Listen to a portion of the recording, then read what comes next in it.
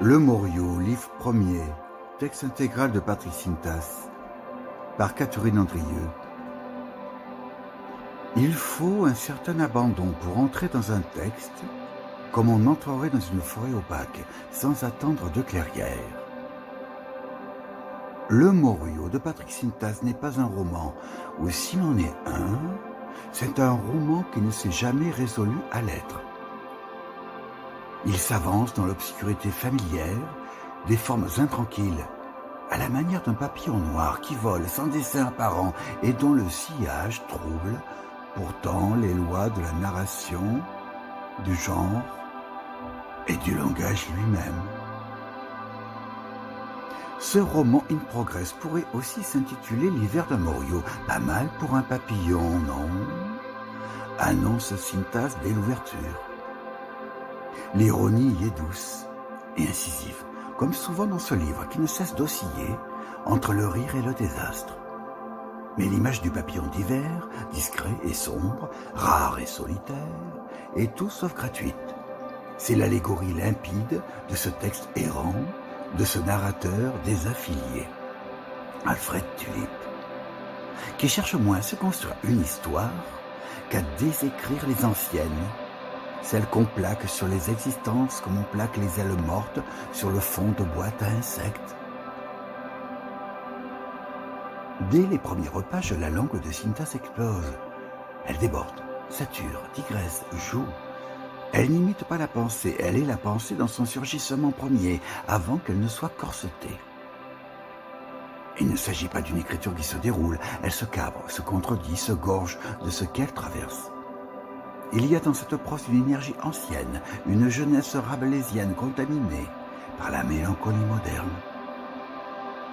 Jusque-là, ça ne se divise pas, ni par 0, ni par 1, ni par un de ces innombrables nombres qui n'en finissent pas de dériver sans jamais donner un sens au cimetière et au champ de bataille.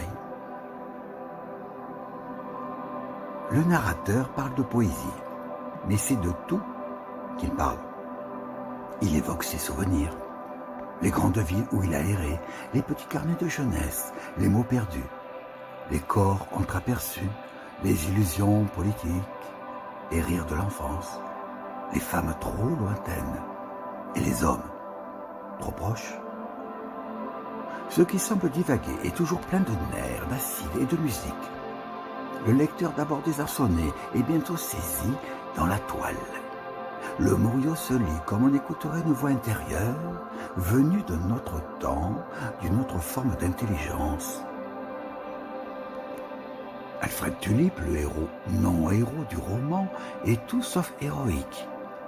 Il n'a pas de quête, pas de gloire, pas de morale. Il a un pouvoir, dit-on, à la manière des super-héros de comics, mais il ne l'utilise pas. C'est une clé qui ne tourne dans aucune serrure. Une ironie sur le destin peut-être, un refus de l'action sûrement. Tulip est un être déplacé, un homme en exil dans son propre langage. Il est, au fond, l'incarnation vivante de ce que devient un poète quand la poésie cesse de faire monde, quand elle ne se récite plus, quand elle ne s'imprime plus que sur les murs intérieurs d'une mémoire détraquée. La poésie, ça n'existe pas comme Dieu et le tralala, mais qu'est-ce que ça attire comme parasite? Il y a quelque chose de profondément désenchanté, mais d'aussi profondément libre, dans cette négation des formes établies. La voix d'Alfred Tulip et à travers elle, celle de Patrick Sintas, refuse les assignations, les catégories, les petits rites de la littérature contemporaine. Ce qui l'intéresse, c'est l'arrière-monde. Le reste, ce qui remue, ce qui suinte, ce qui colle à la peau. Dans le Morio, les scènes ne sont pas des scènes au sens dramaturgique. Ce sont des éclats d'expérience, des fragments de vie qui ne cherchent ni à se justifier, ni à s'expliquer.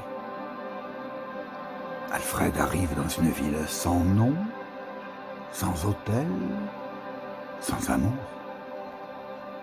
Il parle, il s'assied, il boit, il bande, il mange du chevreau, il regarde la mer et s'endort. Tout cela est narré dans une langue qui fait entendre la fêlure, le désir, le sarcasme, le renoncement, et parfois même, contre toute attente, une forme de tendresse. Non, pas l'amour, le tour. Le sexe dans ce livre n'est jamais le lieu de la volupté, il est plutôt un symptôme, une tentative ratée de présence, une manière comme une autre de ne pas mourir tout à fait. Et puis il y a les enfants, les femmes, les glaces, les rues écrasées de soleil, les filles qu'on distingue entre celles de barbarie et les autres.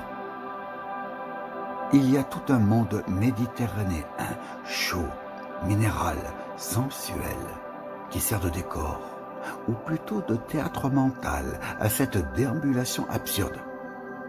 Mais ce décor est toujours traité avec un humour distant, un soupçon d'hostilité tendre.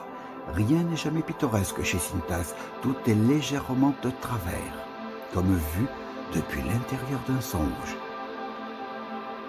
Le Morio, c'est aussi une entreprise critique parfois féroce, contre les institutions littéraires, les figures de proue, les prix, les gloires mortes et les gloires en devenir.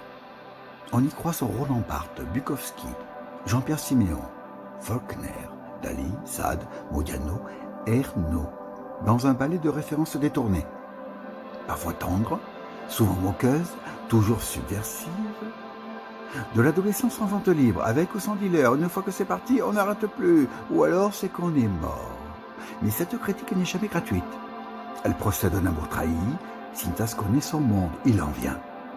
Il l'a aimé, il l'a habité, et il s'en moque. Ce n'est pas depuis l'extérieur, mais depuis les profondeurs. Ce que vise l'auteur, c'est l'aliénation par le langage, le simulacre de communication, le faux partage qui a remplacé le souffle, la voix, la nudité du mot. Oui, la poésie est là. Malgré les dénégations, elle est là dans chaque phrase qui défait sa logique pour chercher un rythme. Elle est là dans la musique du rejet, dans l'élan de la phrase qui bifurque, dans les aphorismes à la fois drôles et désespérés. Elle est là dans ce qui manque, dans ce qui reste, dans ce qui se tait.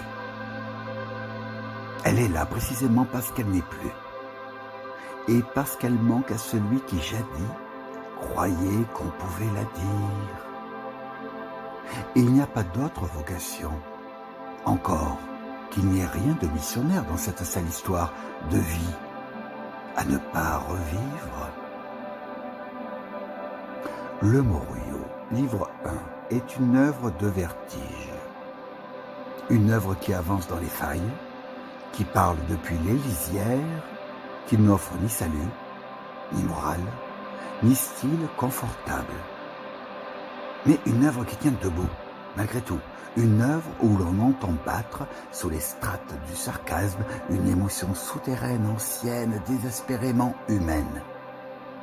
Une œuvre à lire comme on boirait un vin opaque, dont on ne comprend pas le goût, mais qui laisse un sillage long dans la bouche et dans l'âme. C'est un roman que l'on ne quitte pas intact. C'est un roman où la poésie a pris feu et où la cendre reste chaude longtemps.